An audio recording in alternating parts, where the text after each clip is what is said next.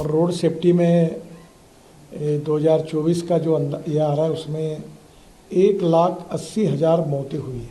गंभीर बात यह है कि 18 से 34 वयोवर्ग में 66% मौतें हुई है। बाद में जब एक्सीडेंट होता है तो हमने एक नई स्कीम शुरू की है, कैशलेस ट्रीटमेंट। वो जो पेशेंट एडमिट होगा उसको 7 दिन तक ट्रीटमेंट का खर्चा या मैक्सिमम अप टू 1.5 लाख रुपए हम तुरंत देंगे उसकी ट्रीटमेंट के लिए। IIT मद्रास ने एक अच्छा ऐप तैयार किया है जिसमें ट्रांसपोर्ट सेक्टर को एक प्रकार जो अनेक रिफॉर्म है वो सब उसमें आए हैं, तो उसको भी लॉन्च किया गया। सर्कुलेशन इकोनॉमी को प्रधानमंत्री जी ने बहुत प्राधान्य दिया है और इसलिए स्क्रैपिंग पॉलिसी इसके बारे में डिटेल चर्चा हुई। गाड़ी लेते समय जो रजिस्ट्रेशन फ़ी होती है उसमें अगर आपके पास स्क्रैपिंग सर्टिफिकेट होगा तो नई गाड़ी खरीदते समय आपको 50% यानी 50,000 रुपये की सहूलियत देने की योजना है। स्क्रैपिंग के कारण हमारी ऑटोमोबाइल इंडस्ट्री बहुत आगे जाएगी। हमारी ऑटोमोबाइल इंडस्ट्री पहले 7वें नंबर पे थी, अभी 4 महीने पहले हमारी इंडस्ट्री ये 4थे नंबर से 3रे नंबर पर आई है। हमने जापान को पीछे डाला है। रोड सेफ्टी में 2024 का जो ये आ रहा है उसमें 1,80,000 मौतें हुई है। 30,000 लोगों की मौतें जो है वो हेलमेट न पहनने के कारण हुई है। दूसरी गंभीर बात यह है कि 18 से 34 वयोवर्ग में 66% मौतें हुई है। हमारे स्कूल और कॉलेज के सामने एग्जिट एंट्री पॉइंट में उसकी ठीक व्यवस्था न होने के कारण 10,000 बच्चों की मौतें हुई है। हमारी स्कूल के लिए जो ऑटो रिक्शा है और जो मिनी बस है उसके बारे में भी हमने नियम बनाए ताकि इसके एक्सीडेंट में बड़े प्रमाण पर मौतें हुई है। तो पहली बात तो रोड सेफ्टी, इस विषय पर काफ़ी डिटेल में चर्चा हुई और ब्लैक स्पॉट्स को आइडेंटिफाई करना, रोड इंजीनियरिंग, ऑटोमोबाइल इंजीनियरिंग में हमने सुधार किए हैं और ड्राइवर्स के बारे में लेन डिसिप्लिन है। बाद में सिग्नल का कानून के प्रति आदर और सम्मान रखने के लिए ड्राइविंग लाइसेंस के न होने के कारण ऐसे भी लोगों ने गाड़ियाँ चलाई, उसके कारण भी करीब 3,000 मौतें हुई है। तो ये सब आइडेंटिफाई करके रीज़न पे चर्चा हुई और आगे सबने मिलकर ये निर्धार तय किया है कि हम इसको कम करने की कोशिश करेंगे। बाद में जब एक्सीडेंट होता है तो हमने एक नई स्कीम शुरू की है, कैशलेस ट्रीटमेंट। और एक्सीडेंट होने के बाद तुरंत 24 घंटे के अंदर जैसे पुलिस में इंफॉर्मेशन जाएगी तो डॉक्टर जो होगा उसको, वो जो पेशेंट एडमिट होगा उसको 7 दिन तक ट्रीटमेंट का खर्चा या मैक्सिमम अप टू 1.5 लाख रुपए हम तुरंत देंगे उसकी ट्रीटमेंट के लिए। बाद में हीट एंड रन विक्टिम्स जो है उसमें भी मृत्यु होती है तो हम 2 लाख रुपए देंगे। इसके साथ साथ ये कैशलेस ट्रीटमेंट में हमने पायलट प्रोजेक्ट कुछ राज्यों में किए, कुछ कमियां ध्यान में आई, उसको सुधार कर अब नए आदेश हम वितरित करेंगे और ये भी निश्चित रूप से उपयोगी होगा।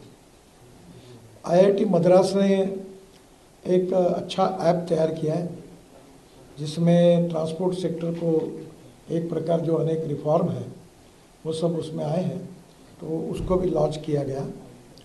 हम सर्कुलेशन इकोनॉमी को प्रधानमंत्री जी ने बहुत प्राधान्य दिया है और इसलिए स्क्रैपिंग पॉलिसी इसके बारे में डिटेल चर्चा हुई।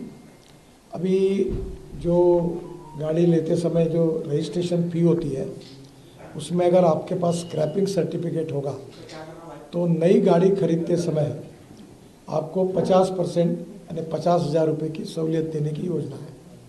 उसके साथ साथ जो मैन्युफैक्चरर है उन्होंने 1.5 से 3% तक कॉस्ट में अगर सर्टिफिकेट हो तो वो भी सहूलियत देंगे। अब नई गाड़ी खरीदते समय पुरानी गाड़ी को स्क्रैपिंग करने के बाद उसके सब फायदे जो है अब मिल रहे हैं और जिसके कारण देश में बड़े प्रमाण पर ये स्क्रैपिंग सेंटर शुरू हुए हैं।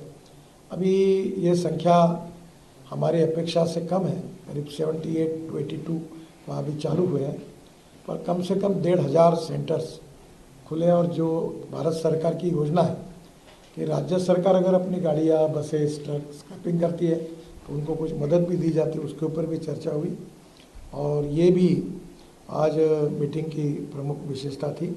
स्क्रैपिंग के कारण हमारी ऑटोमोबाइल इंडस्ट्री बहुत आगे जाएगी, क्योंकि aluminium, copper, rubber, steel and plastic इसका रिसाइकलिंग होता है। और अभी कुछ स्पेसिफिक पार्ट ऐसे हैं, अभी मारुति का स्क्रैपिंग सेंटर है, सुजुकी का, उसके पार्ट जापान में एक्सपोर्ट हो रहे हैं, और टायर जो है उसकी भी पाउडर अब बिटुमेन में डाल रहे हैं। तो ये एक सर्कुलेशन इकोनॉमी बनेगी। तो इसमें स्क्रैपिंग पॉलिसी के कारण देश में नए रोजगार निर्माण होंगे। भारत सरकार और राज्य सरकार का मिलकर 18,000 करोड़ का जीएसटी बढ़ेगा, और इसके साथ हमारा एक्सपोर्ट बढ़ेगा।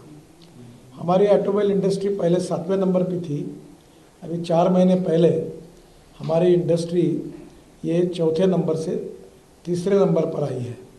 हमने जापान को पीछे डाला है। हमारी इंडस्ट्री का एक समय साइज जब 14 में हमारी सरकार आई तब 7 लाख करोड़ का था।